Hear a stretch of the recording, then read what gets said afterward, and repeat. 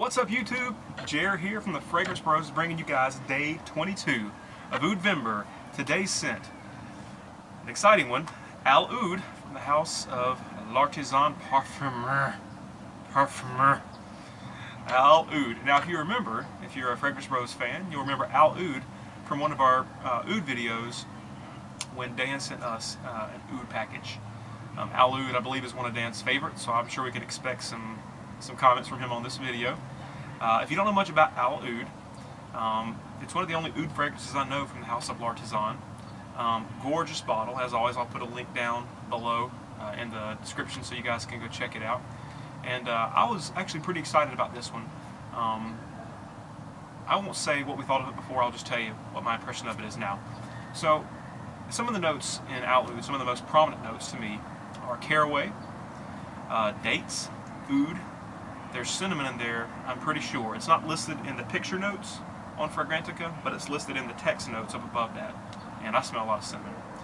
There's also a pretty heavy dose of civet in this fragrance. So, just this scent in a nutshell. If you guys are familiar with the pine cones that people will make at Christmas time, and they kind of, they're for decoration, and they scent them with like cinnamon and other spices, and then hang them at places like on a tree or in their house. It's like that, but instead of hanging it on a Christmas tree, you hang it around the neck of a homeless man. I don't mean to be harsh, but that civet is strong. And it could be a combination of the civet and the oud. It probably is, but it conveys a heavy body odor scent, along with this cinnamon spiced feeling that you get from this fragrance. So the scent is all at once mesmerizing and off-putting. The cinnamon and the other fragrance notes, the other spicy notes, the caraway and the dates and all that sort of thing, the cardamom, give off a nice spicy feel that I think is very, very attractive. But when you get close, you also get a heavy dose of like underarm body odor scent, which is not that attractive, which is very repulsive. So it's very weird. I actually kind of like the scent myself. Thanks, neighbor. I actually kind of like the scent myself. But I will tell you, this got a hefty dose of negative feedback today. My wife thought it was awful. She pushed me away from her physically. And another coworker smelled me and said, "You smell like pepper." But not in the good way, like in a very bad way. It came with that crinkle nose.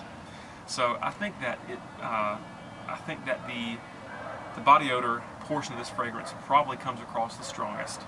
And to me that's unfortunate, because I think that is the least attractive part of this fragrance. I don't think that part is awful, because it is cool. It adds a neat little aspect to the fragrance. But I think the spices and the Christmassy feel is much more appealing. And so to me it's a shame that that's not the part that cuts through the air to those around you for them to smell. Performance, fan-freaking-tastic. I think I'm going on 10 hours right now. It's still very, very strong. Projection is strong, excellent. Longevity is excellent. So you're going to get your money's worth out of this fragrance. I see why Dan likes this. I think this is a really, really good fragrance. The perfume behind this is Bertrand Duchefort. I don't know how to say his name. I don't want to call the guy Duchefort. I'm not sure. You know who I'm talking about. He's a very prolific perfumer. Makes lots and lots of fragrances for lots and lots of houses. And I think this is, I would actually call this a bit of a masterpiece. I think this is a very amazing, interesting fragrance. I think it's well crafted, but I think there are aspects of it that are alienating, I would say, that take it away from the realm of really wearable fragrance to more in the art side of things. And I think that this fragrance, although very interesting to me, is not that wearable, because I believe the BO comes across. I felt really good when I first put it on. I was like, yeah, I smell like, manly and spicy. I'm smelling good, until I got that negative feedback. And then I began to really pick up on the body odor, and then I became a bit more self-conscious around my coworkers today. So, wear with caution, I would say. Probably go light. If you have some of this, I would go light spray, 3 maybe. And if you haven't smelled this scent, I really would recommend trying it. I don't know that I'm going to split it, but if you can get a little bit of it, maybe a sample, I think you ought to try it. If you're a fragrance fan, if you are a member of the FragCom and you like trying out different stuff, I think this is a must-try, just because it's so great and bizarre and weird at the same time. I think think you just have to try it to see what I'm talking about. I really encourage you guys to try it. Anyway, that is Al Oud. I know that I went on and on about the scent.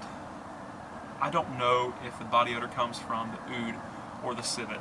And the reason I'm not sure is because the other two fragrances that had those notes, Oud 27 and Leather Oud, also gave off a body odor feel. And those are also an Oud Civet combo, so I'm not sure if the body odor is one of those notes or both of them together. Probably both of them together. It's probably an accord of sorts. A funky accord. Like the music. Anyway. So those two come together, and I don't like that combination. It's nasty. That's a nasty combination. If you took out the Civet from this fragrance, I would love to see what it smelled like minus that. I think that it would be far superior.